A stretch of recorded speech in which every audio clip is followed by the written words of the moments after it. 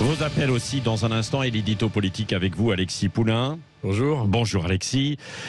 Agnès Buzyn qui règle ses comptes. Là, vous l'avez vu avec Édouard Philippe et puis Emmanuel Macron. Pourquoi en fait aujourd'hui Pourquoi? C'est assez clair. Agnès Buzyn est mise en examen par la Cour de justice de la République pour mise en danger de la vie d'autrui. Pour Édouard Philippe, il est simplement sous statut de témoin assisté, tout comme Olivier Véran. Donc elle n'a pas envie d'être la lampiste dans cette affaire et elle donne sa part de vérité, tout comme Olivier Véran dans un livre avait donné sa part de vérité. Et dans l'interview qu'elle donne au Monde, on voit qu'il y a eu des graves dysfonctionnements lorsqu'elle était ministre de la Santé. Elle explique dans ses 600 pages qu'elle essayait d'avoir des rendez-vous mais qu'elle n'y arrivait pas, qu'elle avait l'impression de ne pas être entendue, qu'on l'a fait passer pour une idiote qui n'a rien vu alors que c'était l'inverse. Non seulement j'avais prévenu, j'ai été de très loin en Europe la ministre la plus alerte, mais tout le monde s'en foutait. Ça, ce sont les mots d'Agnès Buzyn. Et on voit bien que la façon dont elle a essayé d'alerter l'exécutif ne marchait pas parce qu'Emmanuel Macron, tout comme Édouard Philippe, était déjà la tête dans la réforme des retraites et n'avait pas envie d'entendre parler de ce virus inconnu. C'est le 11 janvier 2020 qu'elle parle pour la première fois du coronavirus à Emmanuel Macron et Édouard Philippe, mais eux n'entendent pas vraiment. Le 25 janvier, c'est le lendemain du premier cas Covid en France. Là, il y a des SMS qui restent sans réponse.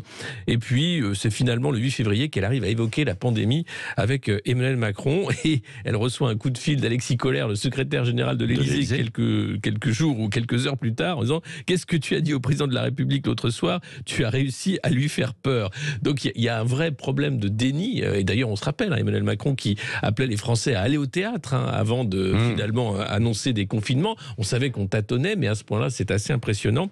Et puis, elle explique que derrière, elle a été poussée vers la sortie du ministère de la Santé, harcelée, limite par les gens d'Emmanuel Macron et la Macronie, le président l'appelant même 2 fois la nuit pour qu'elle accepte d'être candidate à la mairie de Paris. Alors mais qu'elle pourquoi ne voulait pas. Et là aussi.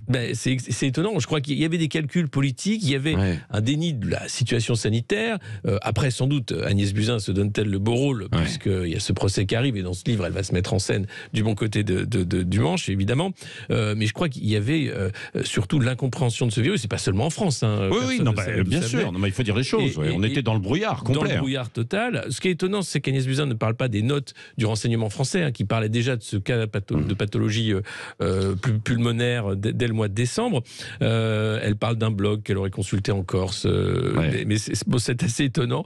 Mais je pense qu'il y a vraiment, on voit, une difficulté du choix de comprendre aussi ce qu'était ce virus inconnu, alors que l'exécutif était déjà tout concentré sur la réforme des retraites et les échéances, notamment les municipales. Donc c'est un peu ce qu'elle dit. Elle disait, j'avais l'impression de ne pas réussir à réveiller une armée en sommeil. Voilà. Merci Alexis Poulain. On y reviendra tout à l'heure à 9h-20. Et puis nous verrons aussi ce que répondra peut-être le président de la République qui est invité ce soir de l'émission sur France 2, que vous pourrez suivre d'ailleurs également sur Sud Radio. Et puis il y aura un petit décryptage derrière avec Philippe David et puis tous ses éditorialistes. Il est 7h41 quasiment.